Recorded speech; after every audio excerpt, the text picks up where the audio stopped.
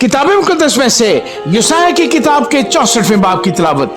काश के तू आसमान को फाड़े और उतर आए कि तेरे हजूर में पहाड़ लर्जिश खाएं, जिस तरह आग सूखी डालियों को जलाती है और पानी आग से जोश मारता है, ताकि तेरा नाम तेरे मुखालफों में मशहूर हो और कौमें तेरे हजूर में लर्जान हो।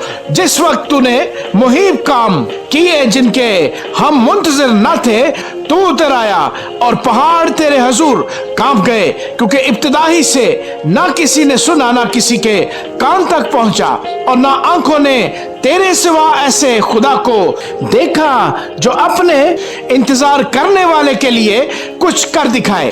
तो उससे मिलता है जो खुशी से सदाकत के काम करता है और उनसे जो तेरी राहों में तुझे याद रखते हैं। देख तू गज़बनाक हुआ क्योंकि हमने गुनाह किया और मुद्दत तक उसी में रहे।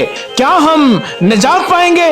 और हम तो सब के सब ऐसे हैं जैसे नापाक चीज, और हमारी तमाम रास्तबाजी नापाक लिबास की मानद है, और हम सब पत्ते की तरह कुमला जाते हैं, और हमारी बदकिरदारी आंधी की मानद हमको उड़ा ले जाती है। और कोई नहीं जो तेरा नाम ले, जो अपने आप को आमादा करे कि तुझसे लिपटा रहे, क्योंकि हमारी बदकिरदारी के सबब से तू हमसे रुपोश हुआ और हमको पिघला डाला।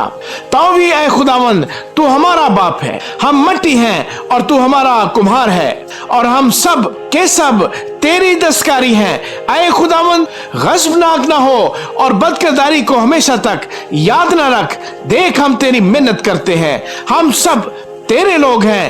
तेरे पाक शहर बियाबान बन गए, सयोन सुनसान और यरूशलेम वीरान है। हमारा खुशनुमा मक़दिस, जिसमें हमारे बाप दादा तेरी सिताइश करते थे, आग से जलाया गया और हमारी नफीस चीजें बर्बाद हो गई। ऐ खुदावंद, क्या तू इस पर भी अपने आप को रोकेगा? क्या तू खामोश रहेगा और हमको यूं बदहाल करेगा? आमीन।